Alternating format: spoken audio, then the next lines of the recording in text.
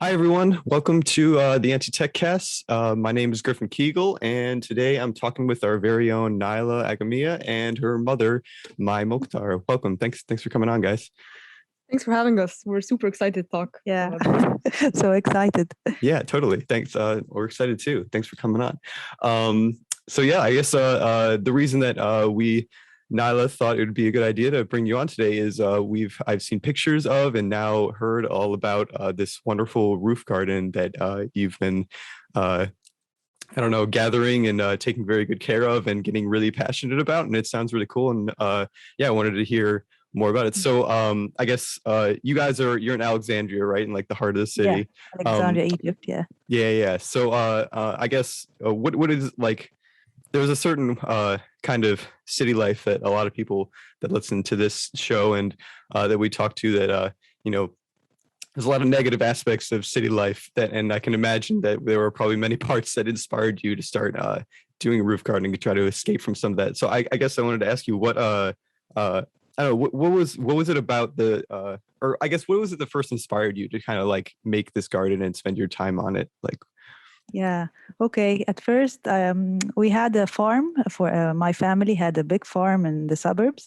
Mhm. So I was brought up there and spent lots of years there. So I love the greenery. I love flowers, plants, and so on.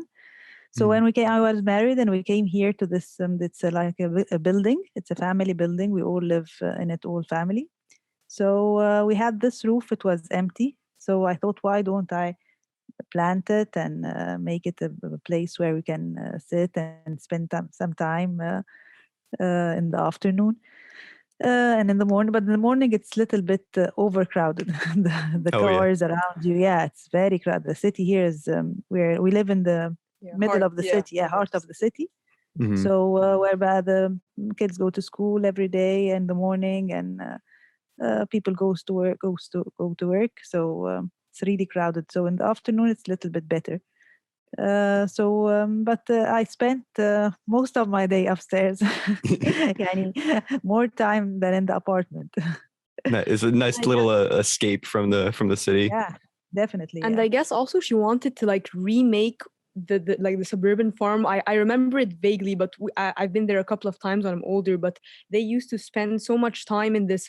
It was literally full of horses and greenery and just like a kind of free range place where everything like everything natural occurred with no like tech. Like it was just a place that was in the middle of nowhere. So she wanted to somewhat create that greenery and what it emanated on a roof because she missed it so much. Because now we don't have time to go because everyone has their jobs and have their like are in the somewhat rat race, right? Like no one's that free anymore. But a long time ago, I remember they used to go all the time, and it was like they had the best of times there with their friends and just enjoying their own company. They didn't even need anything but to be with one another and in nature. So I guess my mom wanted to show us like a piece of what she had in her own childhood upstairs, since we can't go as much. We don't have the luxury of going every week there at all, to say the least. Maybe even once a year we go. So I guess that's what she had in mind, and to escape obviously the trenches of the city life here with the noise pollution and obviously the actual pollution that's from like so many different industries around us. And so I guess she wanted to somewhat have like her little hub up there so she can kind of escape that city like essence that's like omnipresent around us all. Yeah, and by the way, our wedding was there. Me and Oh, Nayla's that's father. awesome. Yeah, Awesome. yeah. That's a perfect spot. So yeah, it's you feel more at peace when you're in that kind of environment. We're not built for the city life that many of us are kind of forced into now. Yeah. So like, what kind of plants do you have up there? It sounds like you have a huge variety. Like, what kind of things are you growing? I have them. I did I got all the plants from nurseries around me. They were very small, and then they began to become bigger and bigger. Yeah. They're like because the names are different here in Egypt than in the States, I think. Our cat is. But I have lots of Christmas trees. Christmas trees grow very well up in the roof because it needs sun and it needs water. I water all the plants 2 times a day. Okay. One time early in the morning, around 6-7 o'clock in the morning, and then the second time around sunset, six o'clock in the afternoon. So the Christmas trees, the evergreen, we call them the evergreen. They are the kind where they need direct light and lots of water. So they grow very well, and we'll use them in the Christmas. Yeah, we'll perfect. get one downstairs in the apartment, and we'll decorate it. And That's awesome. You don't even have to Yeah. go buy one. You just Yeah, haul one off from yeah. the roof. That's They're great. usually very expensive at that time. To buy a big one, it's really expensive here. Oh yeah. Yeah. So you're saving a lot there. Yeah. Do you so you got Christmas trees. Are you I heard you do you have some like herbs and stuff? You're growing food and stuff up there too? Now from now, yeah, now I have mint, I have rosemary, I have I'm planning to plant arugula and Nice. lettuce. Oh, I But love for arugula. the time being, I have only the herbs, the mint and the rosemary and the basil. So yeah, so I think my mom is starting basic with just like she puts mint in her tea and then basil on our food, Mhm. but she wants to grow to making like our salads out of the lettuce that's upstairs and growing tomatoes, and she wants to take it like gradually. So I think like a lot of listeners can take after her and like starting with like baby steps and how to grow your own food. Like she didn't want to drastically just grow like primary food. She wanted to start with like garnishing and then evolve and then go from there to like lettuce on our salad and then tomatoes. And what other things did you have in mind? Lettuce, arugula, tomato, cucumber, some fruits, maybe strawberries, mangoes. But I'm planning to plant the things in like a hydroponic system. It's a new system that doesn't have soil. It grows in like pipes or and it depends on water. There is a water system that water the plants automatically. So I'm planning to tell them about your friend that has a whole like. I have this friend. She has like she has a village in the suburbs. They're very poor people there, but she made them like all the roofs are hydroponic, and they sell the products that they plant. Yeah.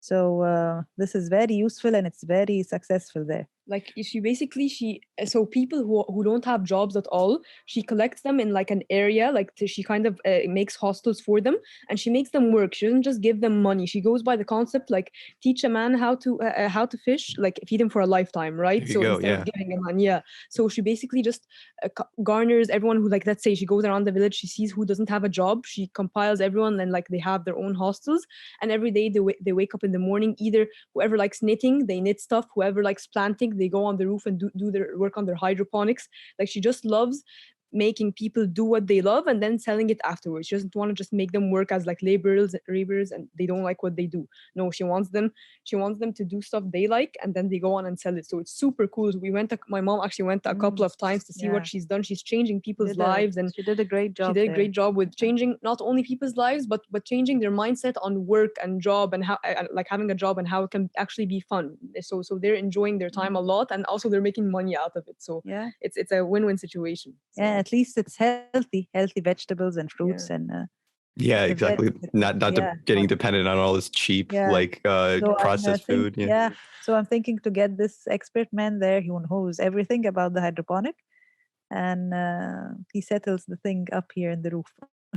That's all. Wait, so what is it? I guess I'm not much of a gardener myself. What is it about hydroponic that's the advantage? Is it just that there's no soil, so you don't have to spend all your time with that? Plants is planted in like pipes or tubes, it's like pipes, like white pipes along like a rail.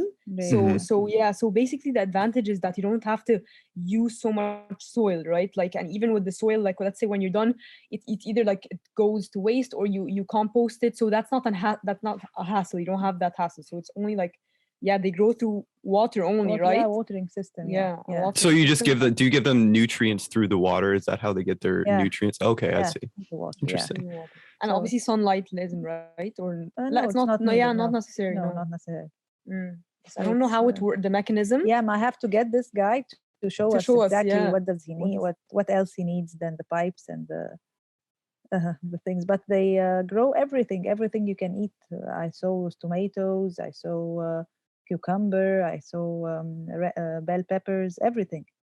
That's amazing. So yeah, one day you could like amazing. make an entire Yeah. meal just from your Yeah, I roof. mean, exactly. That's the plan, hopefully, in the future. But at the beginning, I might grow these kind of vegetables in a bathtub. You get a big bathtub, a huge one, and you can make your salad plate from the bathtub. I can grow all the vegetables in this bathtub and take them in my salad. That's amazing. I love it. That's so great. I had no idea that you were getting involved in the community like that too, and teaching other people how to do this. That's great, teaching people how to actually do the thing and take pride in what they make. You're right.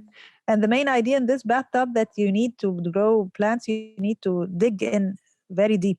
So the bathtub is deep, So, and many people now, they don't use them. They throw them. Yeah, they throw the bathtub. It's not used here. Oh, interesting. So I'll take them. Yeah. So I'll take them and plant my vegetables in them. That's so cool. Do you have any tubs on the roof right now that are growing things? I'm getting one. Yes. Getting one. I'll show it to you. Yeah. I'll take a photo soon. Where will you put it? In the back. Yeah, behind. Yeah, because our roof looks pretty nice, so I don't want that bathtub in the middle of it. Right. You can put it in the back, not in the. It could be cool. You could paint it. I don't know. Make it look like a plant fancy, or something. Yeah, make it look nice. Maybe green. Maybe green. Yeah, with the plants on it. Yeah, it would be nice. Totally. So I've also heard that you have a pretty unique method of caring for your plants, that you like to not just water them, but you like to have a little chat with them too.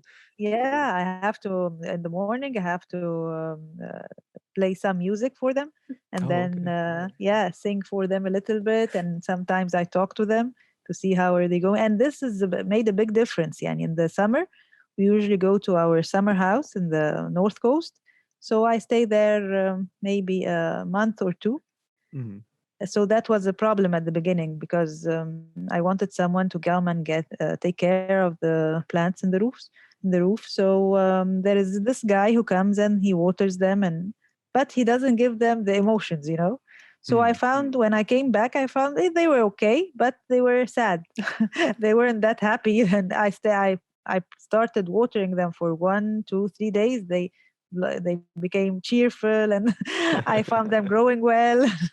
So my mom believes kind of to apply some philosophy. So she's a plant psychist, basically. She believes that these plants are conscious, right? And not only conscious is as an intelligence, but feelings and emotions as well. Like they do have that. She believes that because the guy was doing his job. He really was, but his heart and soul and passion and attention was not in it, not like my mom, where she sings to them, she talks to them. I remember once she actually made me tell each one of them, I love you in Arabic, and she forced me to tell them, and people were looking at me like I'm okay.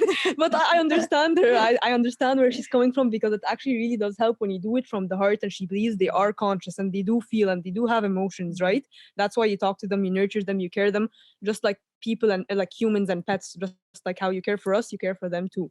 So she really does believe in that, and it shows a lot in how vibrant the roof is versus how it was in the summer. So that made a big difference. That's amazing. When I cuddled them, they they cuddle me back. So every day I have to listen to music, and they listen with me, and I take good care of them.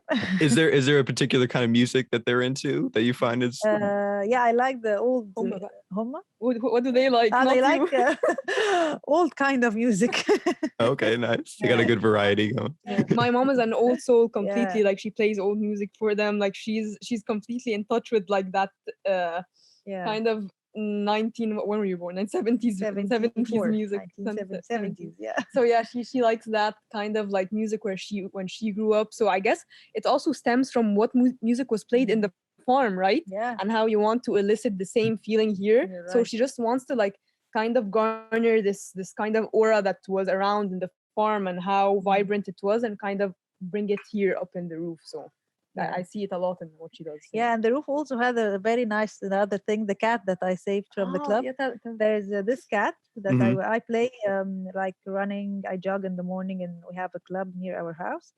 So one day I was running, and then I found this kitten. She was attacked by another cat or another dog. So she was very badly hurt. So she started coming to me, and as if she's telling me, take me with you, save me.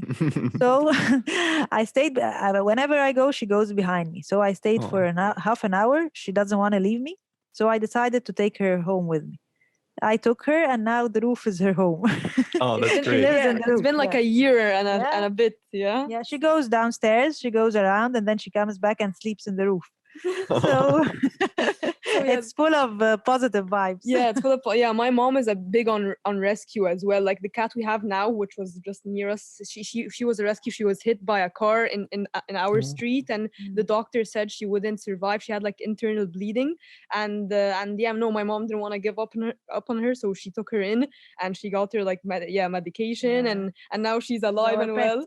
She's our pet at home. So yeah, all my mom like believes completely in like animals like as rescues, right? Like so I guess like there's an overarching theme to like my mom's way of life in that she kind of likes the raw essence of things, right, in their own nature, and she likes vulnerability, and she looks for kind of these diamonds in the rough, right? These plants wouldn't have had a home at all because of what you did like for them, and you nourished them, and as well as with the cat, right? Like vulnerability is like a big part, in like she tries to like kind of make things out of like nothing, right? Like in a way, like I feel like she tries to do that. So and she does it in a very natural way. Like I just like her way of thinking, because it's very like it's a lot of stuff that we believe in anti-tech, right? I see it a lot in her, like just naturally. She just I don't see it myself, but she sees I see it a lot. Yeah. So yeah, that's yeah.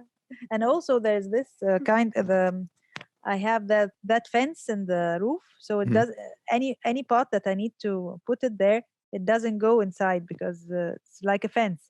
So I decided to hire someone, and he has a factory, and I showed him some pictures, and I designed it, and he did it for me. It's special because So whenever anyone comes here, they're very happy with what I did, and I did lots of work in the roof. It took a lot of work to make this roof happen, actually. So with nice ideas and different ideas, and that's great. Yeah. Bringing some of that like love and passion and recognition of other life into this city atmosphere, like that's great.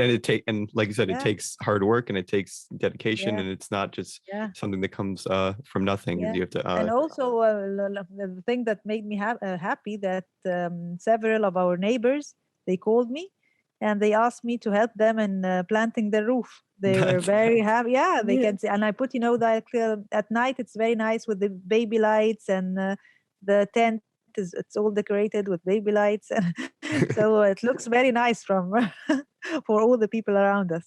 She wants to like influence like a lot of other buildings to like do roofs of themselves, right? Like she wants to like start like this like movement in the city to like be more green, right? Like to grow stuff on our roofs and in our gardens, and these gardens that are completely like they're abundant with space, but no trees, no one plants anything anymore, no plants. So she wants to start influencing so many other people to do the same, right? Because we're sick of this dense kind of industrial kind of city life, right? It's not very more metropolitan, not industrial, but in a way it elicits some industry, right? Like with a lot of factories around us and a lot of stuff. So she wants to get out of that and try to like grow more things, make it more green, like productive. Exactly. So that's great. You could have a whole green neighborhood. You fly overhead and you think it's like a forest.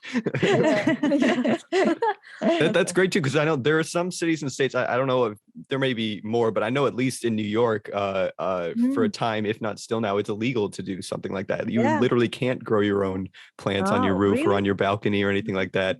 I don't know who's why. I don't know what the idea is. Like I guess it's just kind of this general Western idea of like, you gotta support our system that we have in place. You have to go to the grocery store to buy food. You can't grow your own food. So if you're growing your own food, then you're not buying our food. So I think it's that kind of mentality what's going on. But it's good that you guys are still able to do that and bring some of that nature back into the city life. So I guess I'll ask you too, what we're trying to bring nature back into the city, so to speak, because we recognize that the city life that many of us are subjected to doesn't really jive with us. It doesn't make us feel right.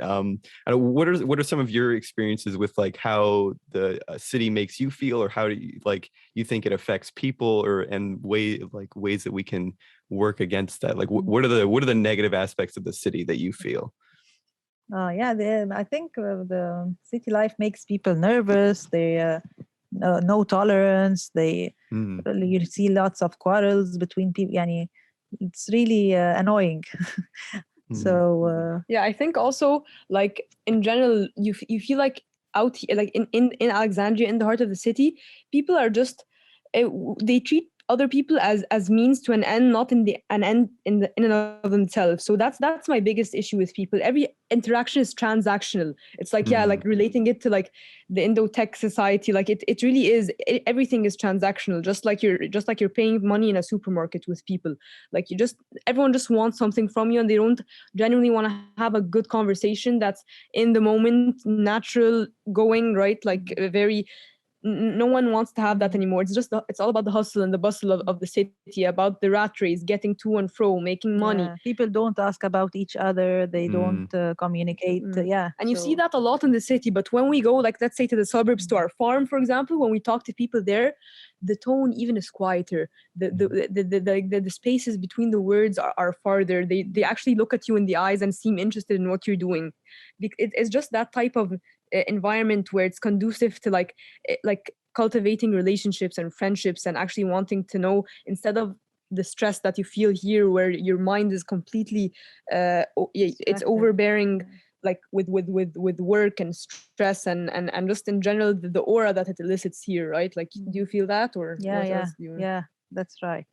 yeah. So even it shows on their face. People that lives in outside the city, their face is much calmer, and I think, yeah, I can see So this. what are the things that you feel like could help people who live in the city, like for example Griffin and our other cast members, or the listeners in general? How do you feel like they should cope with living in the middle of the city? Like, what can they do? I think if they don't have the opportunity to plant a roof or something like that, they can get more plants in their house. They can get, if it's legal there, to get birds. The birds make you a little bit calmer, and as if you're living outside the city. So here we have lots of birds in the early morning. They come and wake us up in the That's window. Yeah, I put them some water and some food at the bathroom. We have a little window, so they come daily at the same time to wake me up. Yeah, actually that's a good strategy. She puts, actually, my mom, in every single window of the house there's a pot with water and a pot with food, so the birds can come and stand on the And they're very smart, so ledge. they know. Yeah. Yani, Oh and yeah. if they don't find the water, they knock with They their knock head. with their Yeah. heads, and they want water. They know that every day at this Yeah, time it's they'll been for find years. water. Yeah, it's been years she's been doing that. I actually forgot about that completely. But yeah, she likes always like attracting different animals to our homes. And she also on our window she grows plants. You grow plants here also? I grow some flowers, so Flowers, yeah. they think Okay. as if it's like a garden or something. It's their environment. So they exactly. come and they stand on the window. Yes. That's really, it makes, maybe when I'm saying it doesn't make a difference, but it really makes a big difference for me and for them. Yeah, for your mental health. Yeah. Yeah, that's true. Yeah. So maybe people who don't have the chance to do a roof, they can make a small nursery in their house, get some plants, and it's nice when you see the plants grow and it gets bigger and bigger. So you get some composite for them, the things that nutrients for the plant that makes them grow more. So it's nice, as if you're helping a baby to grow up. Yeah. And also I think it's good, like that strategy for like growing, let's say, flowers on your window, like ledge or something. It's good for like habit keeping, like every day at this time I have to do this. So it's good also to always keep on track, like yes, I'm doing this habit for a long time, I don't want to like break it off, right? It's good for like sustaining it's hitting two birds with one stone. Basically, you're growing flowers, so you're seeing them grow, so you're helping them, and they're also helping you with keeping you on track with what you decided to start with and to continue doing. So you don't want to like cut it off, right? Because if if you cut it off, they're going to die. So it's kind of like it's a beneficial relationship, Yeah. like with doing that, I feel like. So Yeah. Yeah, it's kind of like I think it's good too, that's having kind of a habit like that, and like engaging in a relationship with a living thing. You get this give and take, that it's what you give to it is what you get back from it, and that you get this joy, you get oxygen, you get just the endorphins. Yeah. Endorphins. Yeah. One of my friends, well, she saw me one time, so she told me, Mai, I can feel the endorphin coming out of you. What's the story? So I told her. That's me. Yeah, and it's a lot better than having some, like, I think from my perspective, a lot of people get kind of anxiety or depression when they're living in the city atmosphere, because they're just kind of like addressing tasks day by day and doing the same thing all the time, and they get stuck in a rut, and they don't know how to get out of it. And so, like, a great thing is to add to that list, not something menial that's like not really gonna do anything for you in the long run, but like take care of a plant, or if you have a pet, like take care of a pet, go feed the birds, and engage in this relationship with the world around you, instead of just doing like data exchange, or like what Nayla was talking about. Yeah, you're right. That's true. I don't know what kind of birds you guys have visiting you, because I don't know, I'm curious what kind of species you have looking around out there. Pigeons, the pigeons are very common here. Mhm. So they come and visit us every day. What else, what else? Normal birds, the small birds. Oh, tell them about the guy who in front of us. I discovered this when I made the roof. I didn't see that before. That is our neighbor. He has like a nest for pigeons. Oh, but okay. the nice thing that he treats them as if their pet. They are his pets. So every day he takes they go out at 6 o'clock in the afternoon. They go out of the cage, and then he holds like a flag for them, a red flag. So they go around, but they know they can see the flag, and he does like a certain sound. Like exercises for them. He does sound, so they go around counterclockwise, and then he whistles again, they go counterclockwise. So he kind of he's making them like, he's kind of not domesticating them, but training them. They're trained. They're trained They pigeons. know their way, and they know their way around, and everyone literally goes out of the window to watch. It's like a show. He's so cool. He's just this he's a porter, I guess, right? Like he just loves nature, loves animals, and usually at this time during sunset, he does this show. Like, we call it a show because everyone just loves watching it, because he's just his relationship with the pigeons and how they listen to him and how he treats them. It's really amazing. It's a sight to see. So we were influenced so much by this guy who they land in the cage as if it's an airplane landing. They don't go quickly to the cage. No, they go one by one. Each really? one like an order. It's like a play, gradually one and then the other after the other. It's actually really, really cool. Nice. It's really nice. And it's this little kid, like, he's not old, right? Like, he's young. He's 17, 18 years old. He has a passion for birds, and this is just stuff you'd like to see in a crowded city life, right? People are still in touch with that part, like, where we're still in touch with animals, we're still in touch with nature, we care about them, and they're just not there for like being there. No, they're a part of us, they're one of us, right? Like, they're not any less, not anything. So it just feels good to see people still caring about nature and animals and plants, and everyone who can kind of contribute to that natural part of the world in the city. We completely like that behavior, and we tell them that and encourage them. So that's awesome. Yeah, totally. You can imagine how much joy that kid feels compared to like we are Instagram happy. influencer. Exactly. That's really nice. You don't need to pursue some some ridiculous, and I think it speaks to some of, like, what a lot of us are looking for out of life. Like, we talk about like self-fulfillment and things like this, and a lot of us don't really know what that means. So many people are on a search for what's going on, and a lot of people living in cities and that have been industrialized in other ways, they often think that like the way to find happiness or the way to lead a good life is like, I need to like complete some goal, I need to make X amount of money, I need to build this, I need to leave this kind of like write this book and leave this legacy behind, but it's really just about these interactions that you have day to day with the world around you. And that's what is conducive to living a happy and like fulfilling life, and that you don't need to that it's right. really just about enjoying each moment and sharing it with the living beings around you, and not trying to recreate living beings through robots and things like that. I don't know. Exactly. Yeah, that's a great example. I also I forgot, because I wanted you to tell them how you grow, because our listeners, because we did like a weekly newsletter with how to grow herbs like on the roof. But we want to know, like, from your like own like expertise, how would our listeners and our subscribers, and in general us in ATC, start growing on our own herbs? How easy is it, and what's the process to doing that? So I did it wrong in the beginning. So I grew the herbs in small pots. So they usually either they die or they don't grow that well. Oh, and they then run I out of room. So they need room. So the most important thing in growing any plant or herbs is to make it to bigger the pot, make it grow in a bigger pot, and get some these composites, or what do you call them? Fertilizers for them. At the beginning with the soil. Sometimes I put sand with soil and I mix them up, and then you put the nutrients for them and leave them for a week. So wait, would you rather them put some sand with soil, or would you rather put a fertilizer as well? Like, you put the fertilizers in the end. Okay. So you put sand, then soil, then the fertilizer.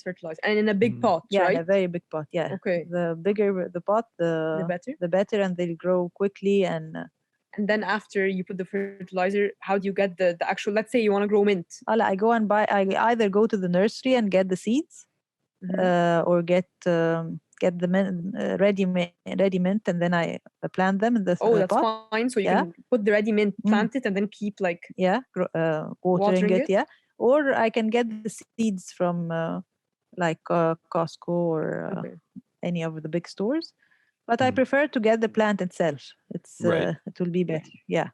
And it's easy. It doesn't take. How much do you have to water it per day? Like, and when? And it depends on the kind of the plant. Yani the mint. Let's start with mint and then go from mint. You have to water it 2 times a day, and it has to be in the sunlight, direct sunlight.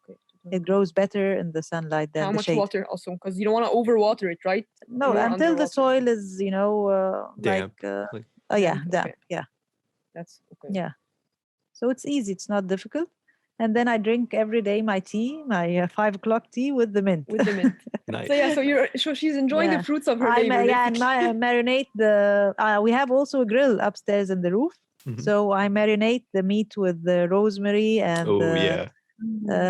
الثانية اسمها ايه الزعتر oregano also. Okay, I have oregano. Yeah, and we grill them, so it's really very tasty. Nice. That's awesome. And it's easy. And very fresh. Yeah, and it's very easy and very fresh. So why don't you think more people do that if it's that easy? Like what? So let's say I'm a person who wants to do that, but I feel like the process is just so long. What do you feel like for people who feel like I don't want to, like, I want to do that, but I don't want to do that? They should take the action, and it's very easy. It's really easy, and it makes a big difference in the taste of the food. Any herbs that we buy from the supermarket, you don't know how long have it been there. So when you plant your herbs, they're fresh. You take them fresh every day.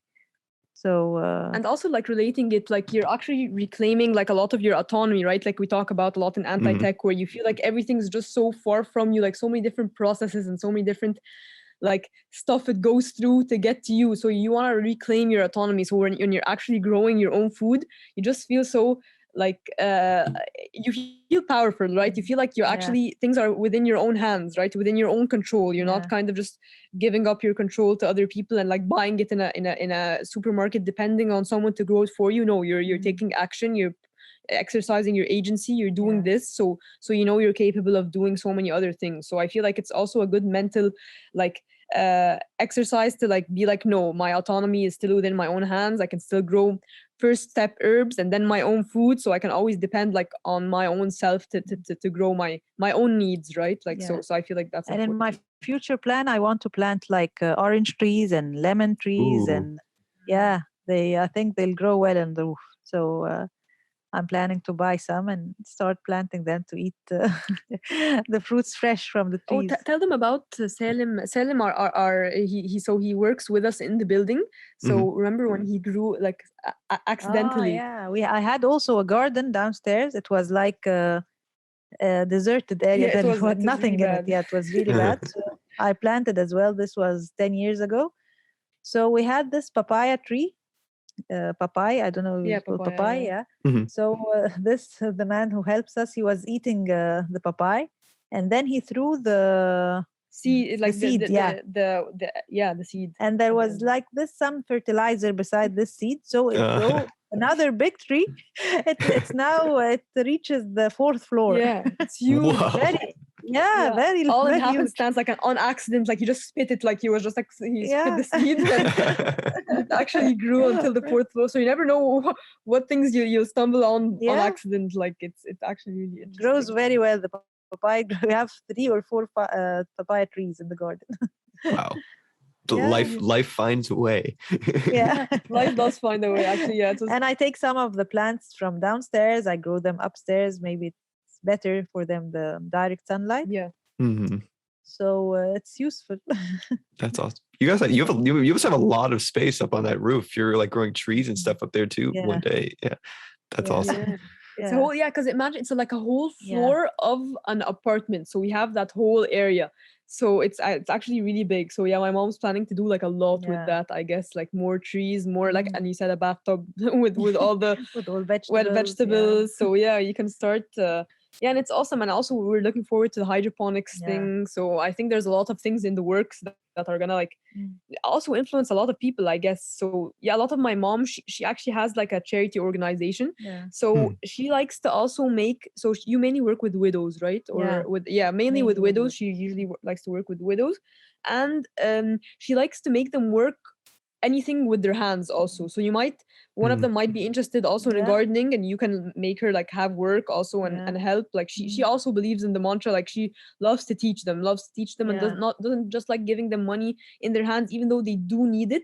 But she tells them, trust me, when I teach you to do something and you know how to make like work out of it and money after it, you'll be thanking me like later, I'm sure, because that's what's gonna make a big difference when you start your own thing, like become an entrepreneur, sell your own stuff. I'll help you with like, let's say, getting like clients or whatever. So one of them likes to knit. She kind of lets her friends know this is handmade, yada yada yada, and she sells. She works maybe how many like months on it, and she sells it.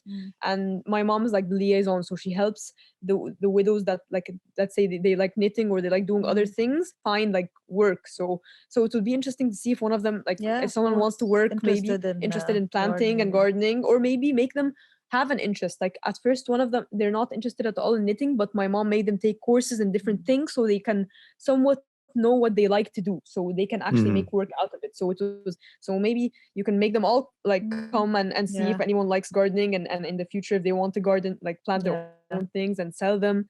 So you never know, like maybe. And so one of them, we've sent her work to the States. They were very happy. And they bought lots of things because it's handmade. So they really like the the effort done in it was a dress and like runners for the table and cushions. So she knits everything. So one day Nayla could show you some of her work. Yeah, she's very talented. Good. She's very, very talented. She does it with a passion, and it's awesome to see her creativity and talent manifest in something like this, and shows how much hard work she's put. And she started off not being that good, right? And she took more courses, and she worked on that. So it's really, it's not only about the nature aspect of the talent. No, she worked so hard on becoming a better knitter and putting her ideas and creativity. She actually sends me a lot on messages. Nayla, do you like this? Will this look nice and stuff? She gets other people's opinions, and she wants to know what people want so she can execute that. So she's a really hard worker, and we're very proud like of her. She's awesome. That's great. Yeah. And when you do what you love, it's not work anymore, and you actually like get fulfillment out of it. It seems to me that, like, I don't know, I hear in the States, there's kind of just this mentality that like nobody wants to do any work, that like that going to work is a drag, that I would rather just be at home sitting on my computer type of. It's a lot of this mentality, but it's because a lot of people what a lot of people call work are activities and things that they don't even enjoy doing, or there are things that don't give anything back to them. They're not like creative activities, or so that's the value in these kinds of activities, is they actually like give you the heart and soul of what it is to be human, and not just completing tasks for tasks' sake. So I love that you have that mentality of like teaching people to actually like do things. Like, yes, money would absolutely help them in some respect or another, but in the long run, what they really need is like sometimes is just like an outlet or something to that gets them through day to day. I teach them how to fish. Yeah, exactly. So that's basically exactly, teaching them how to fish. We need to do more of that. And I love also how she just she doesn't like obviously not force them, but she just doesn't tell them, do this is going to get you money. No, she lets them find their own passion and what they love, because she knows if she forces them to do a certain thing, they're not gonna get out like they're not gonna have that love that they do with what they actually do now, right? Like that's why you make them explore. Do you like cooking? Do you like knitting? Do you like any other thing they suggest? Maybe we can find you courses and someone to teach you how to do that better than what you already are. So I guess she gives them the freedom of seeing what you want to do and how you see yourself doing it, and then the money comes later. Like you said, the money in one respect or another, it's great. But if they actually love what they're doing, irrespective of money, they're going to enjoy what the output is. So that's basically what my mom tried. True. People can sense that when you're actually doing that you enjoy doing, like something that you enjoy, and that you're not just like doing some job. Like people can sense that. They know when you're passionate about something, and then and I think oftentimes they appreciate that, and then they give. And so it's like this pay it forward, maintain your autonomy, do what you love, and everything else will come in turn. You don't just get it just by you're not what's the word? You're not entitled to much without working for it, without contributing. So yeah, it's again this give and take. The fact that we're really not separate from the plants, we're not separate from the birds outside of our windows, we're not separate from our neighbors. We're all united. Yeah, that's true. Awesome. Yeah, I think that my mom would say that. Yeah. Really, she when our cat is upset, my mom is super upset. When she doesn't see the birds, she becomes very upset. And we also feel like that with obviously the trees, right? Like when you're not around them, she FaceTimes whoever, me, the gardener, she calls up the gardener, she tells them what to do.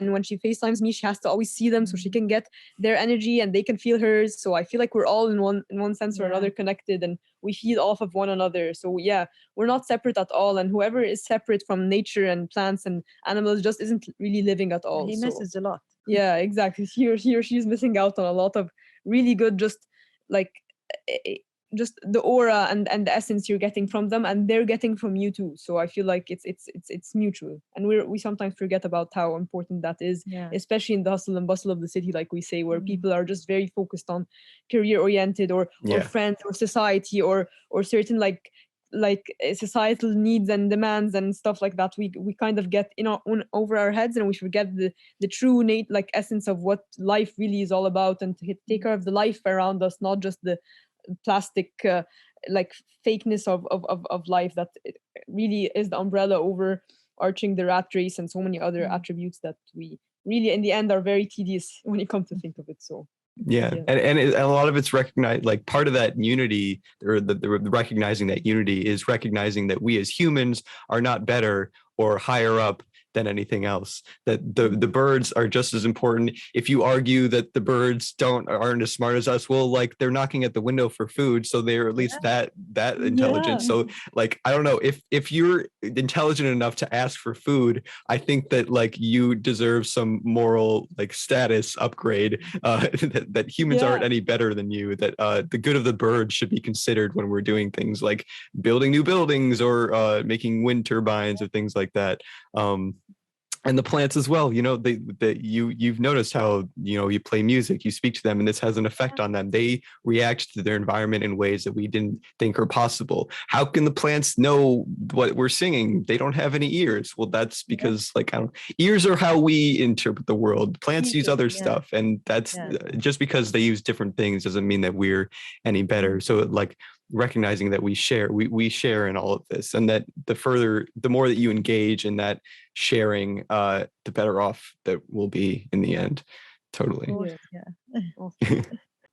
We take animals and plants, I think, for granted a lot of times. Especially we kind of put them in a category where, like, oh yeah, we're more intelligent because we can communicate with one another. We can somewhat do like study in a post-secondary university and do this, like these certain things which put us on a higher tier. But really, that's how we see intellect. Maybe their intelligence in other ways. And in fact, even if they're not intelligent at all, they're still life, right? Like, they don't need to elicit the same kind of intelligence for them to have be on the same tier as us, right? Like, I mean, regardless of their intelligence, we should always treat them, I think, as equals, if not more. My mom, actually, I feel like she really does treat our pets maybe better than a lot of humans, and that's a good thing, right? Because they do need that. Like, they really do need someone to do that, because they don't have anyone to do that, like the plants, the animals, right? Like, they don't have that. So I feel like my mom, even on a tired day where she's exhausted, she still spends time feeding our cat with her own hand. And every day my cat does not eat unless my mom feeds her. So actually, my cat is a grown cat, like, but she depends so much on the nurture of my mom, and as well as the birds, as well as the plants. So I feel like they need us a lot, and we need to step up for them more than what we do now, and how other people treat certain animals and plants. Like, I feel like she really does a good job in kind of demonstrating how we're supposed to treat them, if not equals, more than us, not less at all, right? Would you agree, Ian? Yeah. So. One day I was telling her, Nayla, do you want me to make you nuggets with the cat? With the cat, yeah. She asked. So she said the cat wants nuggets. Do you want nuggets as well with her? Like, she didn't even ask if I wanted nuggets first. She was like, the cat wants it. Either you're eating nuggets or you're not eating at all. So it's really funny. I'm like, oh my mom likes the cat more than me. So it was fun. Yeah, she really does. Yeah, I treat her as if she's a part of the family. Yeah. So. As well as 100% as well with your plants, right? Like, even more so with we have upstairs. A big family now. The big family, a family of humans, plants, birds, the cats. She considers all of them a part of the family, not even us only, right? Like, that's just how she always taught us when we were younger. So yeah, that's all. Yeah, totally. And you come to empathize with these things, the more you spend time with them. You've seen, like, the personality of your cat, and you recognize what they want because you spend so much time with them. So, like, it's you don't immediately understand the value in things unless you're actually, like, engaging with them and spending time with them. And it's you don't come to really appreciate the importance of plant and animal life or the rest of nature itself through a book. You understand it by engaging with it and living in it. And you bring the summer home back to the city because you recognize that those interactions are important to you, and that we need to, like, maintain these things if we're to live better lives, if we're to help our neighbors around us, if we're to to just bring more good into the world, which I think we all kind of want to do in one way or another. And one last thing I wanted to add it that to encourage the listeners. I didn't take any certificates in planting, or I educated myself. I try trials and errors, and I see if this plant's grow in the sunlight or it needs shade, by experience. So it all comes this way, So they have to try one time, they'll fail twice, they'll succeed 3 times, and it will go on. And at the end, now it has been around a year. Yeah, a year. Now it's perfect. I can know every plant, what's the correct place to plant it in. This one needs some wind, so it will tolerate the wind, so it could be put in this place. Others, they need like a little bit shady places. So it comes by trying on and on. So trial and error and personal experience. This isn't esoteric special knowledge that you have to go to a library, that you have to go to a school to figure out. It's just interacting with the world and figuring it out. Also my mom interacts with them. Trial and error is super important, but also you can have some aid. Like, I kind of find my mom, like, sometimes online, like at night, kind of researching also kind of like with on the within like her phone, like like researching like the different type of plants, and maybe with that they like just a click of a button can help you, right? Like even if you feel like, let's say you're sick of like trying an area all alone, you can kind of like use the internet for a bit of help of like what to do, right? So I mean that can be a supplement to what you're doing, but 100% the most important thing is to keep trying and doing and staying with them and positioning them and watering them, let's say 3 times a day, and then truncating it to 2 times a day and seeing what the differences are and writing them down on a notebook so you see the best one. Is it 3 times a day dispersed like throughout like 2 hours each, or is it twice a day, one in the morning, one at night? Right. Like, do they like Mozart and... music, or do they like 80s pop techno? Exactly, Like... exactly. which is it? Exactly. That would be a good one to write. So yeah, just and what keep there is a thing I did, like I peeled the banana, and I take the peel of this banana, I put it in a jar and put with it some water, so that's a very good nutrient for the plant. Oh, cool. Oh, yeah. I had no idea about that. Yeah. I found one time I read about that. So there are nice ideas. Different. Yeah. So do you just put it, you just like soak it in the water, and then you use the water to water the plants? Is that what you're doing? Yeah. Okay, that's really neat. I had no idea. Yeah, trial and error, and like you were saying earlier, Nayla, if we're gonna use tech to, let's at least use tech against itself and in promotion of nature. Yes. Exactly, in the improvement of nature. So I'll be that app isn't the most like natural thing, but I mean you can use it to help with nature. So I guess that's one thing. Yeah, totally. Well, awesome. I thank you guys for so much for coming on and talk with me and teaching us about growing plants and interacting with nature and recognizing that oneness. And I applaud your efforts in trying to make the world a better place in the city, and wish you luck with your charity and all that. And yeah, totally. It was our pleasure. Thank you. And we hope one day you come and visit our roof in Alexandria. Yeah. Oh my God, I would love to. Yeah. That'd be awesome. Yeah. I might hold you guys to that. I've never been to Alexandria. Anytime. Yeah, anytime. For sure. Awesome. Well, I'll let you guys go then. And thank you very much again for coming on, and hopefully we'll see you again soon. Hope see you soon. Yeah. Okay, thank you so much, Griffin. This was awesome. This was so much fun.